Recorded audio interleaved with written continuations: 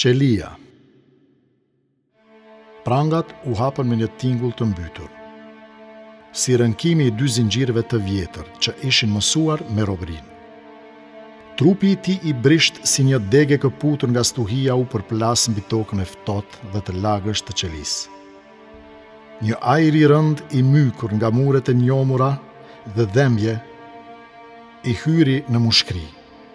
Ishte ajri i burgut, i fatit të mbyllur, i shpresave të vyshkura.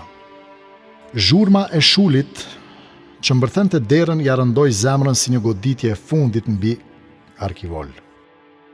Trupi i tij u drodh, sikur të ishte varur mes qiellit dhe tokës, pa e ditur nëse do të vinte më poshtë apo do të shpëtonte.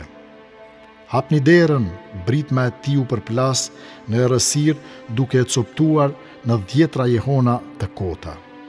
Goditi hekurin me grusht, si të shpresonte se jo vetëm dera, por edhe fati i tij do të qahej përpara tij. Nga ana tjetër, një zë i trashë dhe i zbrazët si humner, ju përgjigj me një qetësi therrëse. Mësohesh, mësohesh, mos e ki dert. Mësohesh, fjalë që i përvëluan shpirtin më shumë se plaga në ballë. Ai nuk donte të mësoj me errësirën, me dhembjen, me mëkatin që e kishte burgosur para se hekurat ta mbyllin trupin e tij. U rrëzua për muri, i raskapitur. Gjaku nga balli i plagosur rridhte si një përruaj kuq, duke u përziur me lot e pa shpirt. Frymarrja i ishte bërë si rër e thatë në fyt. 5 sekonda, mendoi me një zë të brendshëm që dridhej si një violinë e këputur. Vetëm 5 sekonda më shumë durim dhe unë do të isha i lirë. Por nuk priti, nuk duroi. Ai çast i shkurtër dobësie i kishte rrëmbyer gjithçka. Kujtimi i thikës që i kishte përgjakur duart e shpirtin tani ishte një përbindësh që nuk e linte të qetë. Tani jam i burgosur i shpirtit tim, mendoi. Jo vetëm hekurat e burgut, por vetja ti ishte qelia e vërtet.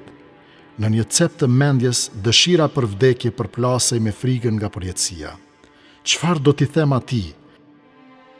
Pyetja i përshkoi qenin si një vetëtim që ndriçoi errësirën e shpirtit të tij. Çfarë do të thoshte për gjakun që i kishte njollosur duart, për jetën që kishte marrë, për dhimbjen që kishte shkaktuar? U mbështet në mur, sytë e tij të turbullt duke parë në boshllëk. Zot, më ndihmo. Më shpëton nga vetja ime, klithi në heshtje një britme mbytur në zemrën e tij të drobitur. Diku në atë errësirë të dendur, një dritë e padukshme u ndes brenda tij, një ndjenje çuditshme, e brisht, por e ngrohtë, ju përhap në gjoks. Mëshira e Zotit nuk ka kufi, as edhe për mëkatarin që çan me pendim. Ai mendimin e mbajti gjallë. Ai nuk ishte braktisur. Jo, ende.